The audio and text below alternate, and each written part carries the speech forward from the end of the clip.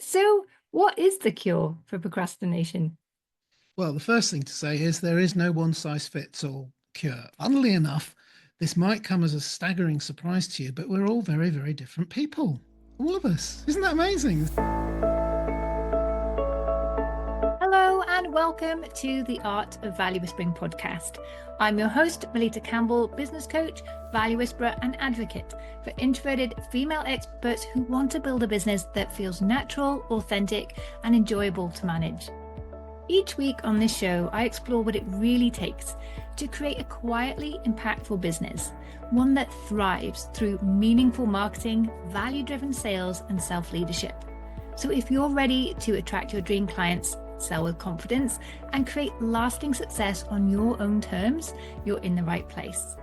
And on that point, I have a little announcement before we launch into today's episode, and that's that my brand new ebook, The Introvert's Business Growth Playbook, is now available, and you can learn more and grab your free copy at melittacampbell.com/playbook. Okay, so following on from my recent episode all about how to get things done, I am excited today to be speaking with Robin J. Emdon, who is an accountability coach and the author of GetResultsology. Now, he is a chronic procrastinator and has been researching the topic and writing this book for the last 4 years to share what he's learned works when it comes to not just overcoming procrastination, but staying in momentum, and the strategies that can work whatever your personality type. And he's going to share some of those strategies today, and listen to the end to learn how you can get a free copy of Robin's brand new book, GetResultsology. As someone who struggles with bouts of procrastination myself, I loved everything about this conversation. And even if you are someone who doesn't struggle with procrastination, I think you're still going to get a lot of value from today, because a big part of what he talks about is how to break things down, create plans that you can put into action, and how to stay in momentum. So I will not procrastinate any further. I will dive straight in. Here's Robin. So welcome, Robin. It's great to have you with us on the show today. It's great to be here. Thank you. And I love the title of your book, GetResultsology, and it's all about proven techniques to overcome procrastination and increase productivity. And as soon as I heard that, I was like, yes, on the show, please, because I have conversations with my clients, community, other entrepreneurs, and everybody has these issues of like, we know we're procrastinating. We know we're not being as effective and productive as we should be. We've tried all the techniques, and for some reason, things aren't quite happening. So I'm really looking forward to digging into what evidence there is and what you can do to help us find the right way for us. Because what I've learned, and it'd be interesting to see if you agree, that productivity is quite personal. It really depends on your stage of life, your personality, your tools, resources.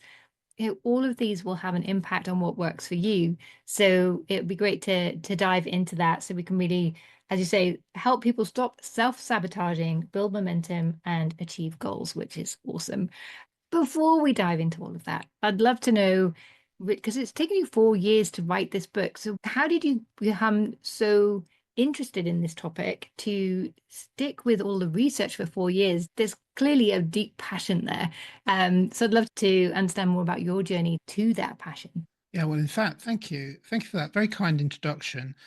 I should just say, even if you don't self-identify as a procrastinator, this is really about getting more productive, regardless of whether you call yourself a procrastinator or not. And some people genuinely are not, and some people just don't want to own up to it, to themselves, never mind to other people. So I hope that it's people, when they read the book, will see that it adds value to them, whether they see procrastination as an issue for them or not. In answer to your direct question, more than 4 years, more like 24 years, maybe 25 years, maybe longer. I first trained in America as a life coach in 2000, 2001. And I brought that training back over here to England, and I set up a business. And then not long after I set it up, through family circumstances, I became a full-time single parent, and the coaching got put on the back burner, and I decided to do other things while I concentrated on raising 2 very young boys. Fast forward to 2019, and I've kept myself busy and all that time. And one of the things I did was I did a degree with the British Open University. And I was sat having a coffee with my brother one day, and I was telling him about, oh, I finally graduated. And he wasn't very impressed. Brothers and sisters, never very, always the hardest audience. But he said, yeah, he said, you've been doing that for a while now. And I said, yeah, trust me to take 10 years to do something I should have done in 6, working part time. That's what you're supposed to do. And he said, yeah, why was that? And I laughed and I said, oh, procrastination and me, we're like this, we're old friends. Let me change the subject, talked about something else. And when I was driving home, I thought, hang on a minute.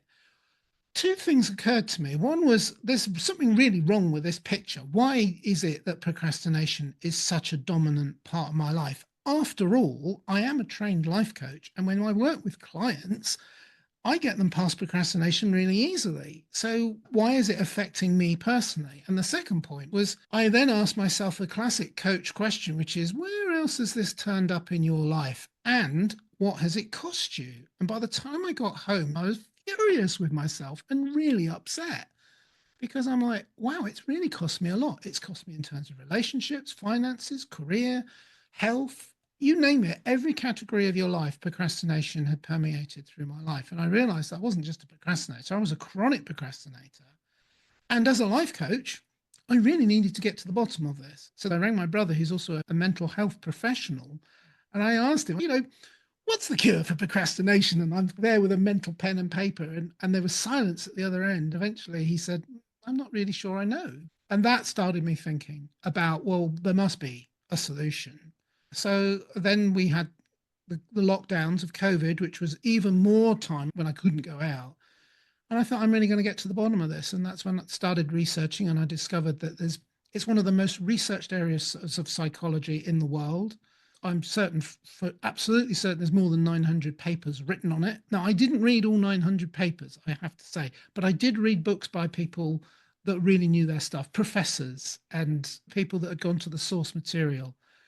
And then I thought, well, I really need to put this in my own words. And I'm not a scientist, I'm a communicator. And I thought I need to find a way of communicating what I've discovered in a really accessible, easy way for people to understand and more importantly, to remember. So that brings us to where I am now. Apart from one of the things I discovered was the value of accountability in coaching, because I realized that when I life coached, about 80% of the benefit of life coaching when I work with clients came from 20% of the effort, which was holding them accountable. I thought, oh, hello, I could be an accountability coach and add that string to my bow. And in the book, I talk about how for some people that could be really useful to keep up the momentum, which is a big part of what I talk about. Yeah, absolutely. I've got a writing partner that I meet once a week and we write together, and it's brilliant. We get so much done in that 1 hour compared to any other hour.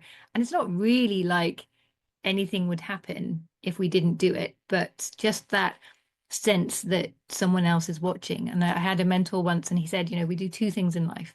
We do what we love and we do what we're being watched on.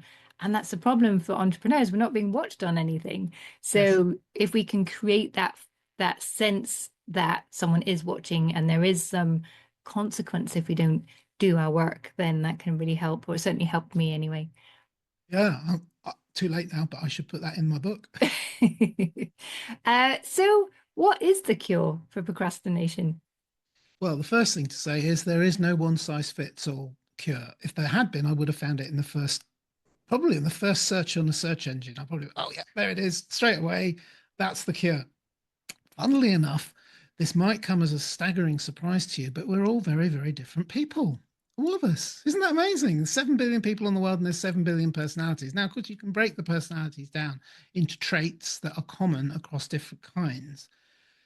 But what I realized was that when I was writing the book was it would be impossible to just say, oh, well, if you do X, Y, Z, then you will find that procrastination is no longer a problem for you. So I cite, for example, the fact that I have a literal cupboard full of schedulers and day planners and diaries. I still dig them out every now and then. I think I'll use that for a while. But there's a clue in what I'm saying, which is that they're in my cupboard because they only worked for a while. Mm. And then I lost momentum with the technique and it stopped working for me. And I realized as I was writing the book that I split the book into three sections. The first section is understanding, the second section is strategy, and the third section is momentum. I think you need to understand the problem because that's the old analogy of teaching you to fish rather than just giving you the fish. I want to empower you and leave you feeling like, yeah, I really understand why I'm doing this right now, why I'm procrastinating, or why I'm not procrastinating. That's the first thing. The second thing is the strategy, and that's what I call my pick and mix section. I put loads of strategies in that are tried and tested in the real world and not just made up nonsense, but stuff that actually does work. And I encourage you to try them all and then just pick the ones that work for you. And stuff that works for you today may not work for you in a year's time. You might need to pick another strategy. Yeah. Or if you're fortunate, they might work for you forever. And then the third and final section, which I think is the critical point, is momentum, because you don't want to end up with a cupboard full of strategies that don't work anymore. You want to be permanently productive. When we talk about productivity, by the way, we don't want to be productive. We want to get results. That's why I called it GetResultsology, as in a science, as in there are methods and techniques here based on science as well, because the results are more income, more profit, more turnover, more success in your life, more free time, more time to spend with your family, more time to go on and money to go on vacations and holidays, more time and money for the nice possessions and the things that you want in your life. That's why people like you and I work from home. It isn't because we want to be more productive. That's a means to an end. It's what I'm mindful of. It's where does that get you? Mhm. And so the cure for procrastination is to understand that there's a lot of things you need to understand. And I'm happy to divulge to you the technique that I encourage people to use, but it's a technique, it's an umbrella technique that embraces any number of strategies. Would you like me to do that? Yes, that'd be brilliant because I think, like with all things, it starts with awareness. Then you can do something with that. But knowing how to get that awareness, it makes sense on paper, but then think, okay, but how? Where do I start with this? So if you could shed some light on that, that would be awesome. Thank you. So let's start with the science and then I'll move rapidly into the explanation. I should say I am not a scientist. Even though I've written about it and spoken about it hundreds of times, I still have to have notes because it doesn't stay in my brain. What it comes down to is to get from an unproductive state into a productive state. It's all about your brain and how your brain is wired. And you need three things to be present in your brain, and they're called neurotransmitters. And they are dopamine, which you've probably heard of. Most people have heard of dopamine because it's the fun neurotransmitter, acetylcholine, and noradrenaline. Oh, what the heck does that mean? So, what it means is this: your brain is, if you think about it in evolutionary terms, your brain really only has three functions. One is to keep your body alive. But in terms of keeping you alive, it has two primary functions. They are your survival and procreation. And that's it. That's all your brain's for, keeping you alive in your survival and procreation, which is part of keeping you alive, right? And so deep inside your brain, there's the limbic system, which is your most primitive part of your brain. And I'm told in evolutionary terms, it's the oldest part of your brain. And that is where you get your flight, fight, and freeze response from, or as I call it, that's where your threat modality is. When you feel threatened, you go there. But Mhm. when you are threatened, nothing else matters. It can be an instantaneous trigger that does it. And when you get there, you can run fast, but you can't stop and focus and work on something very well, apart from running, right? Or fighting, or freezing because you're terrified, right? It's instinctive and it's very strong. But at the front of the brain, you've got the prefrontal cortex. And the front of the brain, the prefrontal cortex is the youngest in terms of evolutionary development speaking part of the brain. And it's also, if you're under 25, it's the least developed part of your brain until you're 25, which is why students, for example, suffer so badly from procrastination because their prefrontal cortex, where their rational thinking happens, isn't fully developed yet, which is a nuisance because they happen to need it because they're students. Back to the three neurotransmitters. Dopamine, I call the dopamine the conductor, and the conductor resides in the prefrontal cortex. And he or she is like the literal conductor of an orchestra, where the orchestra are all the disparate parts of the things that you need to bring together in your life, all the musicians. If you don't have a conductor there, you get an awful sound. But if you have a conductor, you can make the most amazing music of your life. Beautiful. Right. Then you've got acetylcholine, and that's an interesting one because if you're a child, it's naturally present in your mind, and because it's where you get your focus from. And I call that the scholar. A, because it's something that appears in childhood, and B, because it is when you are at your most focused. And despite what you might think, if you're a parent like I am, and I know you are, children are very good at focusing. Yes, they can be easily distracted, but actually, if you watch a child playing, they can play with the same toy or watch the same video, DVD, streaming thing, whatever, hundreds of times and never get bored because they are very, very, very, very good at focusing. And the reason that they need to do that is because they have to learn an awful lot really fast. They have to learn to walk, they have to learn to talk, they have to learn everything about survival in their most vulnerable state so that they are only vulnerable, although it's for years, it's for actually for not a very long period of time. I mean, they learn to talk really fast, they learn to walk really fast at speeds that adults, if they had to learn those skills again, which sometimes you do, is really difficult. And that's because the acetylcholine in an adult is not naturally present. You have to actually produce it, you have to generate it. You can produce it, but I call it the scholar because a scholar is all about focus. When you are focused, you know when you're most focused, it's because when you look at one of these, an old-fashioned thing called a watch, and you look and you notice that hours have gone past when you only thought it was minutes.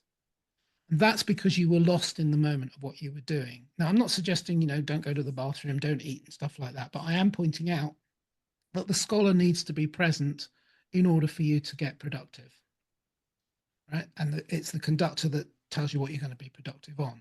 The final one is noradrenaline. And noradrenaline, I call that the fun-sized warrior, like the fun-sized chocolate bars that you get in lunchboxes when you're a kid. Not the big warrior. We don't want the big warrior. The big warrior, it lives in the limbic system, or as I call it, barracks. Send them back to barracks. You don't want the big warrior to come out because the big warrior has a very specific job to do, and that is to protect you against real danger.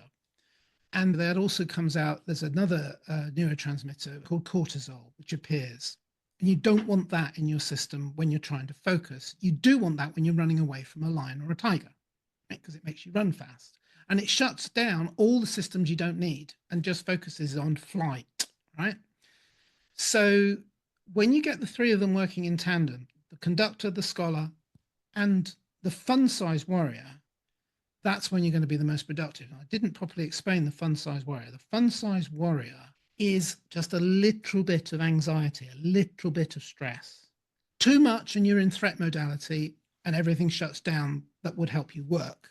James Clear explains it beautifully with his analogy of Goldilocks and the three bears and the porridge, not too little, not too much, just enough. And that's the fun-sized warrior. You just need that little bit of edge, that little bit of literally sitting on the edge of your seat, anxious about getting a deadline done. And that's, for example, where accountability coaching comes in, because I'm someone that helps you generate in your mind that little bit of anxiety, like you explained when you were working with your writing buddy, that little bit of anxiety. I don't want to let her down. Now, if she was overbearing and going to lock you away for 6 months if you didn't do it, that would be too much. You'd be just terrified. And you would do the work because you were terrified, but you wouldn't do it very well.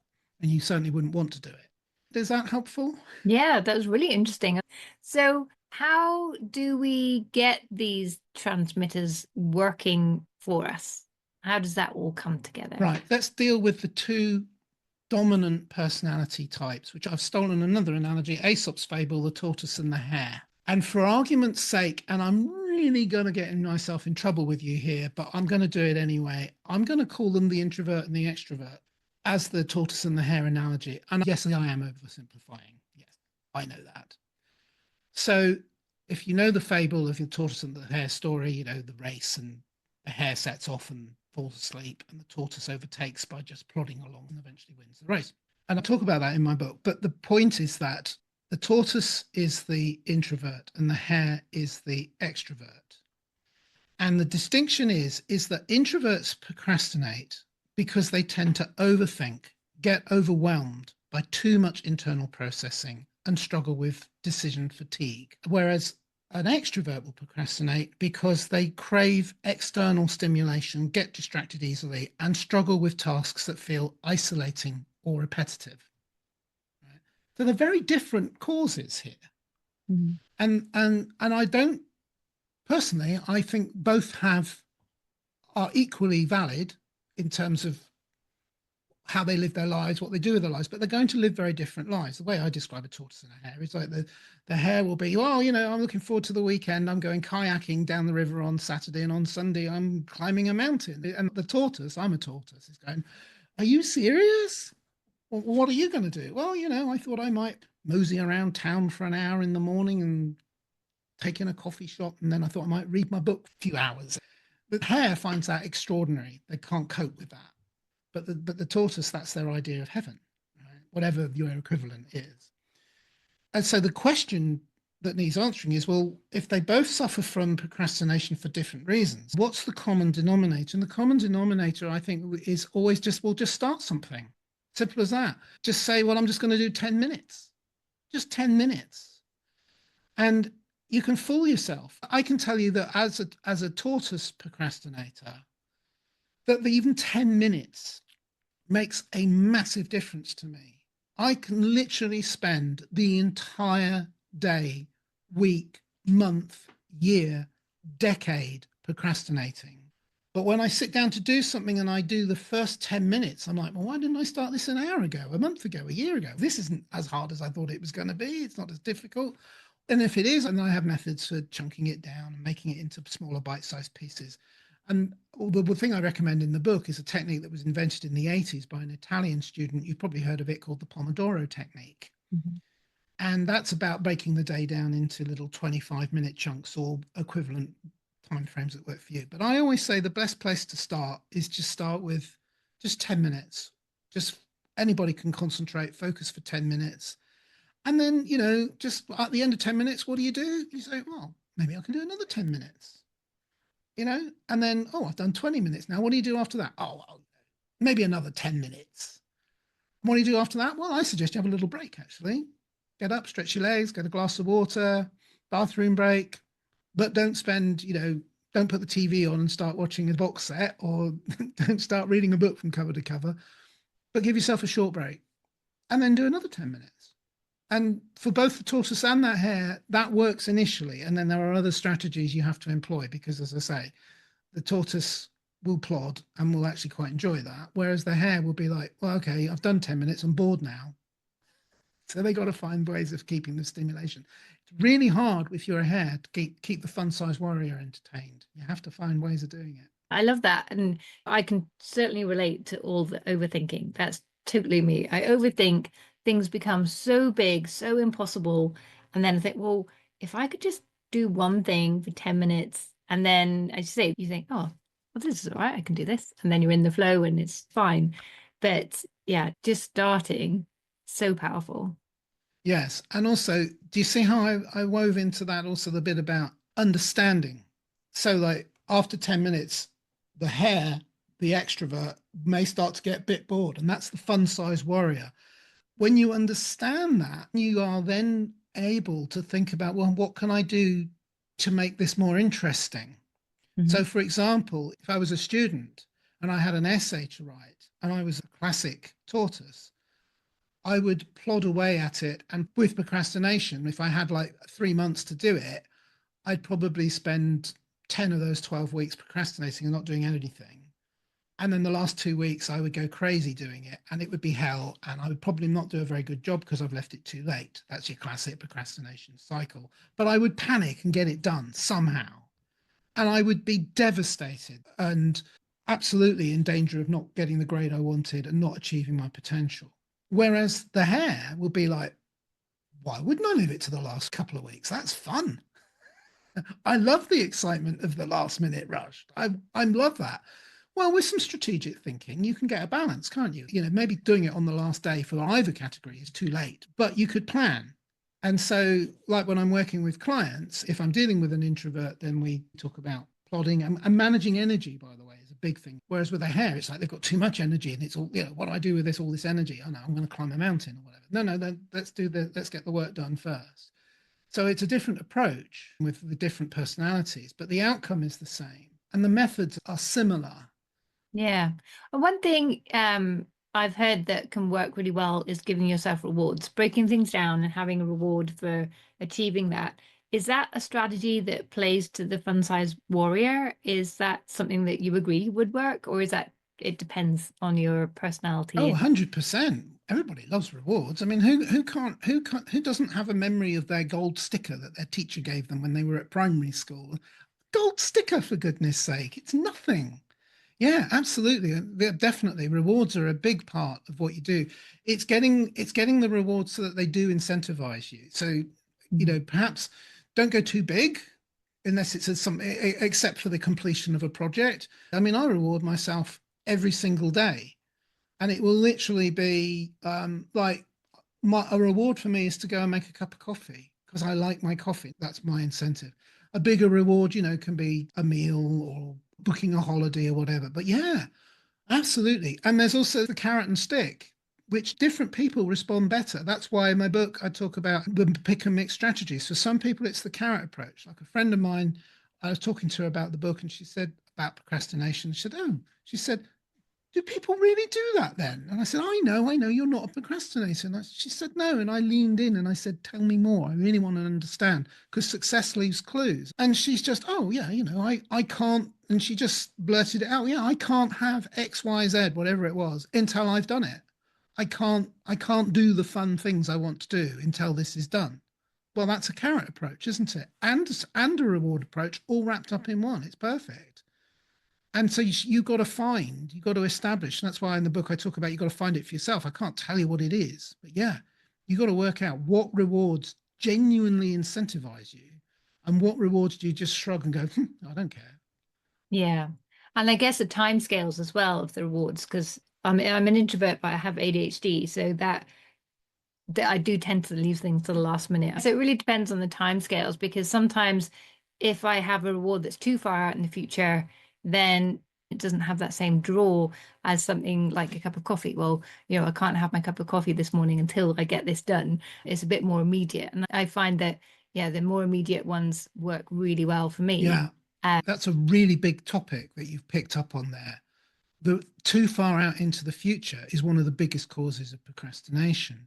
Whether it's a reward or whether it's carrot or stick, it's going to be that have the same effect. So the classic example is the student given 3 months to do an essay.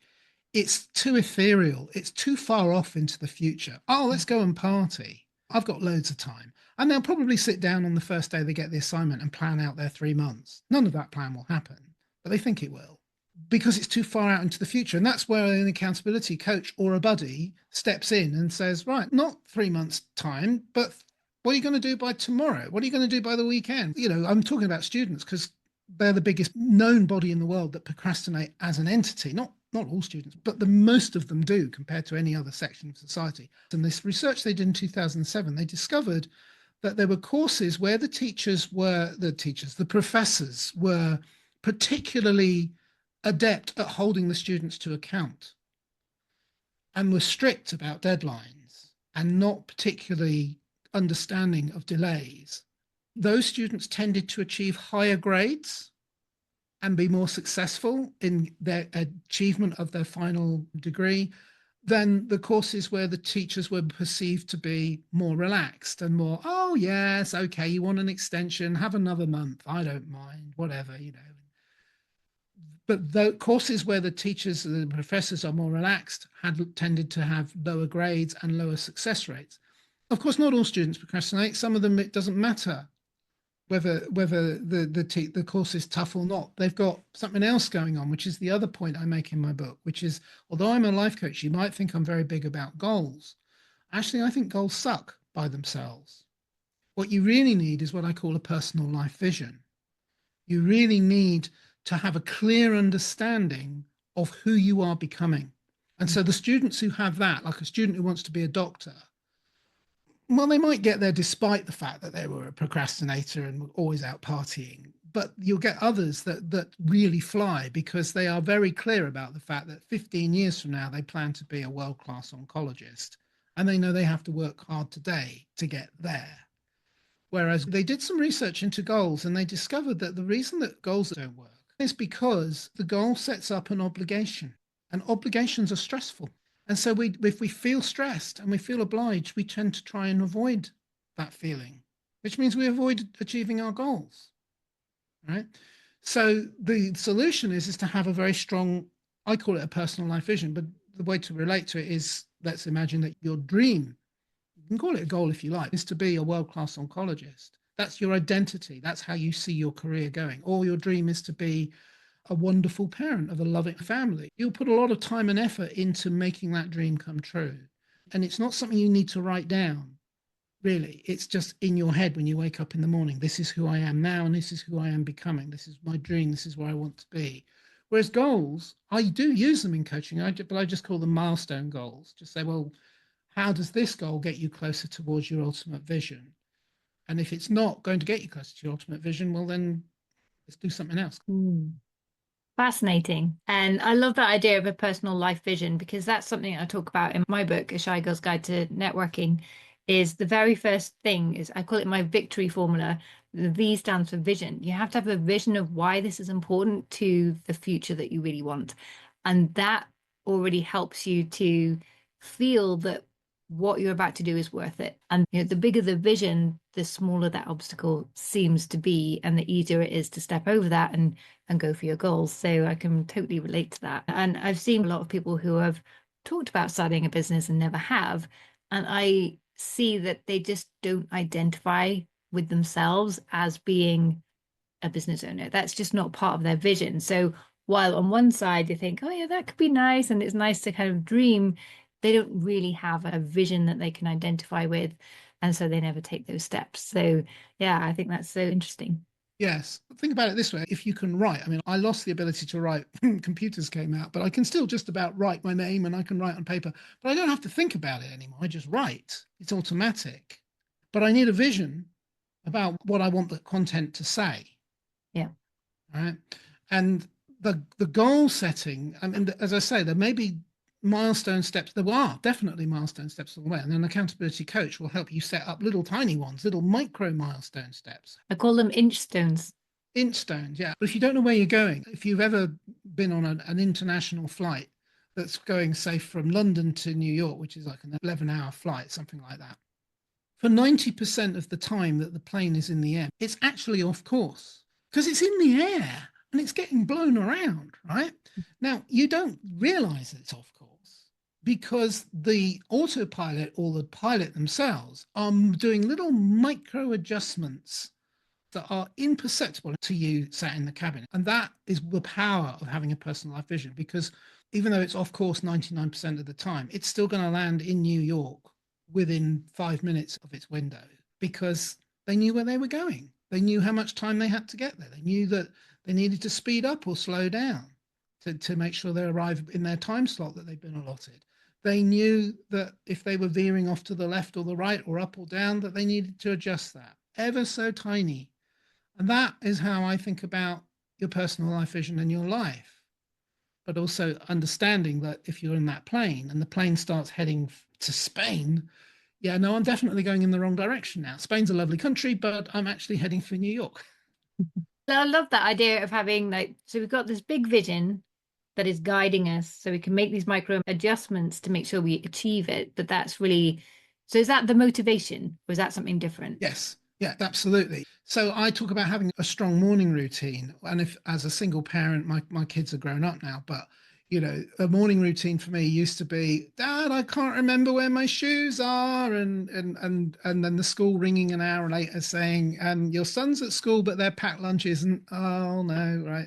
That was my morning routine. But you need to take some time in the morning for yourself. And it's about getting centered. It's about managing your energy and planning your day and thinking about your day and going inward and thinking about what you need to do to support yourself through the day. It's about your energy levels. It's about your practical plans for the day. It's about focusing on what it is you want to really achieve today and why. The why is your vision. And when it comes to the vision, although in the book I encourage you to create it if you haven't already, and I take you through a process of creating it, that's just a means to an end, because where I want it to be is up here in your mind. Now, it can be a vision. Maybe you're an auditory or a kinesthetic type of person, so it can be just a feeling. It can be something that you say to yourself. It's likely to be a combination of all three. The way I describe that is, again, if you're a world-class oncologist in 15 years from now, visualize yourself wearing whatever you an oncologist wears in your whatever their office looks like, doing their job, right? As though it's already happened. Now, intellectually, you know it hasn't happened, but that's very different from saying to yourself, well, I will be, as opposed to saying I am. Because the I will be then brings in an element of, well, yeah, but I don't really buy that. That might not happen. Whereas I am, well, yes, I know it hasn't happened yet, but my goodness, I'm going to epitomize that. I'm going to step into that. I'm going to be that person today, even though I won't be able to do it properly for maybe a few more years. You start the day, it's already in your mind. You don't need to read it. It's just there. It's just who you're becoming. Yeah, I love that. So we've got the big vision, then so the motivation, then we've broken that down into a plan, and we've got the Instone goals, which are going to be the bit that's going to make the just start bit easy, because we just have this little thing we need to do. We can get started in 10 minutes, and then one thing will lead to another. What helps you to keep going then? Right. The 1/3 of the book is about momentum, because if you look up, if you do an internet search on procrastination and getting productive, you'll find hundreds of examples of methods you can use that will get you more productive. A lot of them don't work, and a lot of them do. That's what I cover in the second part of my book. But the third part is not talked about so much is momentum. You have to find ways of generating momentum and keeping it up. So, for example, one of the barriers to momentum is something becoming overwhelming. That's a famous cause of procrastination. You feel overwhelmed. So you need to chunk things down, bite-sized pieces. And I prefer chunking because it reminds me of chocolate bars. The accountability, it's not the only thing I throw in there, but I do point out that an accountability coach will keep you going. Whether it doesn't have to be a coach, by the way, it can be like you've got a buddy. I'd make a few distinctions about buddies. I've used accountability buddies over the years, and there's pros and cons. And one of the pros, they are money wise, they're free. Time wise, they're not, because it's a reciprocal arrangement. So you have to give to them as much as they give to you, which can be costly in terms of your time. It might be a pleasure to do it, by the way. You do have to factor that in. Also, they may not know exactly how to support you, or they might be too judgmental. A coach should never be judgmental. A good coach will enter your world and just say, yeah, whatever it is you want to get achieved, that's not my place to say whether or not that's a good thing. If that's your vision, that's where you're going. But yeah, so accountability is a big part. Momentum is the critical thing, keeping going. Because I look back on my life and my cupboard full of planners and diaries and schedulers, and I can see how I got really good at being productive, but only for a little bit of time. Another thing that I think is really important is island hopping. Now, island hopping refers to the history of Polynesia, the islands in the Pacific. How did they get from one island to populating hundreds of islands in Polynesia thousands and thousands of years ago? I don't claim to have any knowledge of the history of that, but I can guess. And I guess what happened was they could see something on the horizon, and they got in their canoes or their boats and they sailed over to it and found another island and eventually populated it. And then another, and then another. And then they couldn't find any more islands that were within visual distance, but they discovered maybe another one by accident because they got lost in a storm one day and thought, hang on, we found land. Or they followed some birds, which took them to land, because birds will always go to land at night. And so over a period of time, they jumped from one island to another, to another, to another. And that's a momentum thing, right? So the analogy I use there is that an island can be, another name for the island is a chunk. So today I'm going to take some action. I'm going to do something. By the way, it doesn't matter if the action is not perfect. I know that if you're a perfectionist, that sounds crazy, but it can be an imperfect action as long as it's something, right? And I digress, but I will just say that there is no connection between being a procrastinator and being a perfectionist. That's proven in the research. Just because you're a perfectionist doesn't mean you're a procrastinator. It can, but it doesn't follow. And the reason for that is because the research found that perfectionists tend to seek out a cure for it, whereas procrastinators don't tend to. So, Ah, interesting. yes, there's no causal link between the two, but you will find people that obviously have both traits. But the point is, imperfect action is better than no action. Right? Yeah. And if you find that you've gone off in the wrong direction, if you didn't find the island that you wanted to find today, well, there's always tomorrow. You can do it again. You did something. And that little 10 minutes of spurt of action, it was better than nothing at all.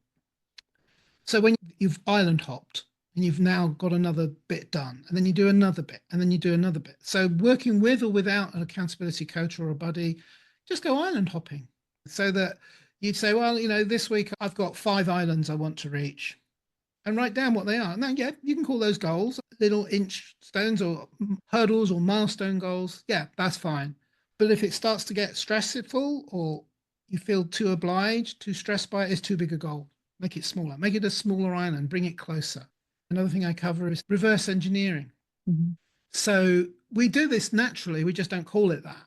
Now, reverse engineering comes from the term of literally, if you were a mechanic and you found an engine, you didn't know how it worked, you'd take the engine to pieces to discover how it works. And then you put it back together to see if, having understood it, you can rebuild it successfully. So you've reversed engineered it. Well, do that with your life. Do that with, say, a year from now. A year from now, I will have achieved X, Y, Z in my life. Well, okay, visualize yourself. Feel how you would be. See, hear, and feel how you would be a year from now. And ask yourself, how did you get here? What was the thing you did a week ago? What was the thing you did a month ago? What was the thing you did 3 months ago, 5 months ago? What was the thing you did right at the beginning? And any time that there's a gap where I don't actually know what I did. Okay, so at month 3, I don't actually know what I did to get to month 4. Well, at month 3, you need to write in, this is where I need to research how to get to month 4. There's a gap in my knowledge. So that's okay. That's a step you need to take. I need to fill that gap in my knowledge, and then I can get to month 4. Reverse engineering will reveal to you where the gaps are, and it will also then start to build for you a plan. And then once you've got your 12-month plan, you can take that to your buddy, to your coach, or internally if you don't need those things. And my goal is I talk about this when I present this to clients, is to get you an off ramp from the runway, back to my airline analogy. Can we teach you so that you don't need to be dependent on external accountability? For some people, they actually like it. They want it. It's not about being dependent. It's like you were saying earlier, right at the beginning, you were talking about how you just like the fact that there is someone there. That's just our nature.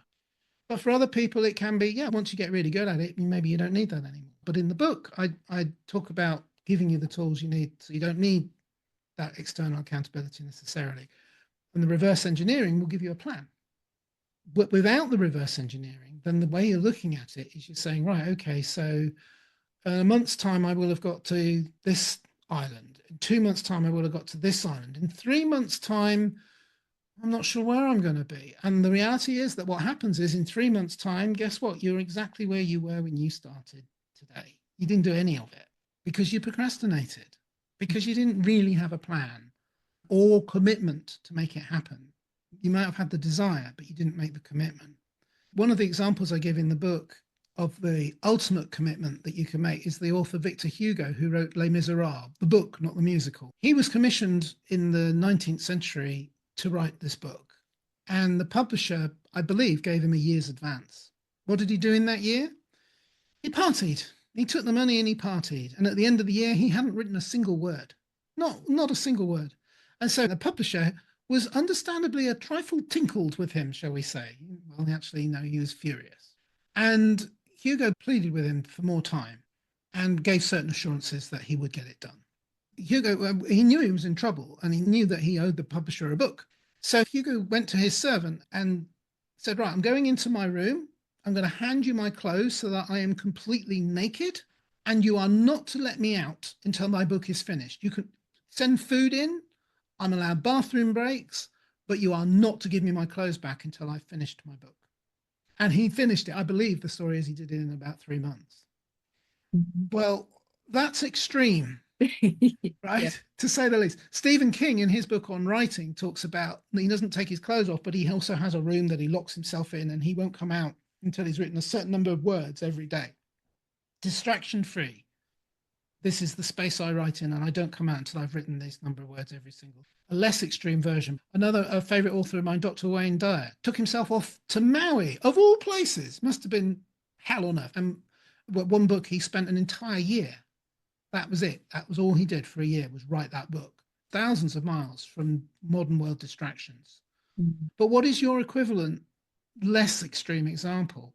And I would suggest reverse engineering is quite a helpful way. The island hopping is quite well. These things are about building momentum.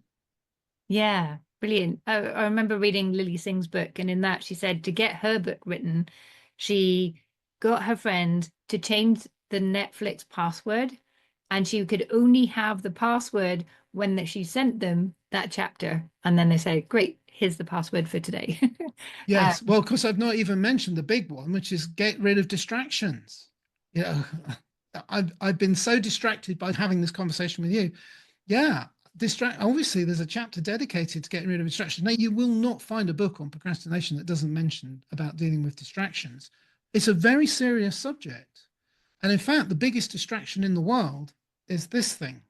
yes. I call this the dopamine in your pocket because it gives you a little dopamine hit every time you look at it. Unfortunately, although I said we need dopamine to help us work, it is the fun neurotransmitter. And there is so much fun on these, so Mm. much. These are a curse of the modern world. I mean, your brain is not designed to cope with these. For anyone listening, in case you didn't guess already, he's looking at a smartphone. Yes, I'm sorry. Yeah, it's a smartphone. Actually, perhaps I should rename it a dumb phone because it makes you dumb. Right? There's so much you can achieve with it and do with it, but we just are easily distracted by it. And you're really up against it because it's a multi-billion-dollar industry that is completely geared to distracting you. Something like 95% of people, if they own up to it, will tell you that they procrastinate sometimes. And something like 20% of those, one in five, are chronic procrastinators. That's me. I'm a chronic procrastinator. I wasted a good hour this morning shopping online for something I really needed, but I didn't need to do it then. I didn't need to do it there. I didn't need to spend an hour on it, but I did. Yeah. Robin, I've really enjoyed this conversation and I could speak about this all day because I feel like we've barely scratched the surface. But the good news is we don't have to because you very generously have given a PDF version of your book to anyone that goes to your website. Can you give us the name of that? Yeah, I make it really easy. It's getresultsology.com, but I've created a special link to help people find it really fast, which is reallyusefultips.com. That's really as in, I really need an umbrella because it's raining, useful because it's a really useful thing to have, and tips as in what you give a waiter or a waitress, which my analogy kind of breaks down there. I'm going to have to come up with a better one, but really useful tips.com will take you straight to a free download of the entire book unabridged as a PDF, which I would love your people to have. I want this to get out there into the world. And it's my own version of how to deal with everything we've spoken about today. It sounds well really useful. And of course you can get the PDF, but if you're like me and you like to have that physical copy in your hands, you can also get a copy of that on Amazon as well. Robin, I've really enjoyed this conversation and resonated with so much. I was like looking down at my code because I can't tell you how many planners in there that have worked for a little while, as you said, and then something happened and that momentum stopped and yeah, it got added to the pile and never continued. So I'm really looking forward to getting stuck into your book. But before we do sign off, is there anything you feel that the listeners would really benefit from knowing to help them to get more results, to start that journey towards leaving procrastination behind them and building that momentum? Yeah. One of the very first things I say in the book is that if you are a procrastinator, it's because you're hardwired to. You asked right at the beginning, is there a cure? No, there's no cure, but it's definitely something you can manage. Mhm. And that's what I've covered in the book. I've given you a lot of management strategies. Of course, there are times in your life when you just don't procrastinate for lots of reasons. You're very busy with things and it doesn't occur to you to procrastinate. But on the times that it appears, it is a condition that you can manage. And I guess my final point that I'd like to leave you with is this. There's a coaching maxim out there, quite a famous one, which says, if you can't, then you must. And I don't like that maxim, not by itself. And I've always struggled with the thought of if you can't, you must. That sounds really harsh on yourself. And then my favorite author, Dr. Wayne Dyer, I mentioned him earlier, he said, and if you don't, it's okay. And that's all about self-acceptance and about understanding, you know what? If you did procrastinate away today, even though you said to yourself, if I can't, I must, well, that's good advice. But if you didn't, there's always tomorrow, which is a procrastinator's mantra, and it's a sure sign that you are procrastinating. But there genuinely is, unless something terrible happens, hopefully there will be a tomorrow for you. Just start tomorrow. But preferably don't tell yourself I'm going to start tomorrow. Do it today. But if you don't, it's okay. Self-acceptance is a very important part of dealing with procrastination. Just accept it's a part of who you are and that you need to do something different tomorrow to make sure it doesn't happen tomorrow. Yeah, I love that point. And I was recently on your podcast, the Goal Busters podcast, brilliant name. And there we were talking about self-compassion and how that then helps you set clearer boundaries, which also helps with your productivity. And we had Tom Cleary on the podcast a while back who talked about that in a bit more detail. So I love that as the final point. Thank you so much. You're very welcome. So, Robin, where else can people find you? So they can go to Really Useful Tips, grab a copy of your book. Where else can they learn more from you and connect? If you get the book, you get my email details in there, but also just come to my main website, which is getresultsology.com. That's get results with an S, getresultsology.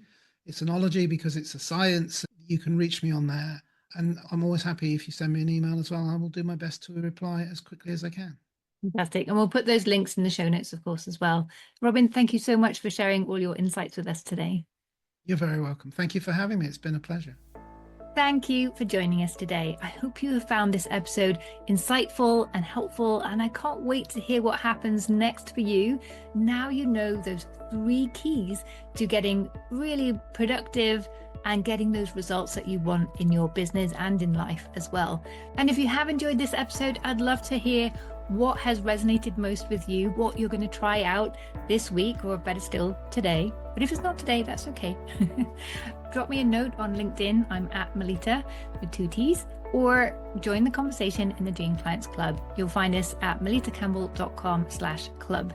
And remember, if you were looking to grow your business, do go and get your copy of my free playbook that's now available, The Introvert's Guide to Business Growth. You'll find that at melittacampbell.com/playbook. I'm Melitta Campbell, your business coach and value whisperer, and I'll be back here with another episode next Wednesday. And remember, you don't have to be louder to succeed. You just need your message to resonate deeper. I'll see you then. Bye.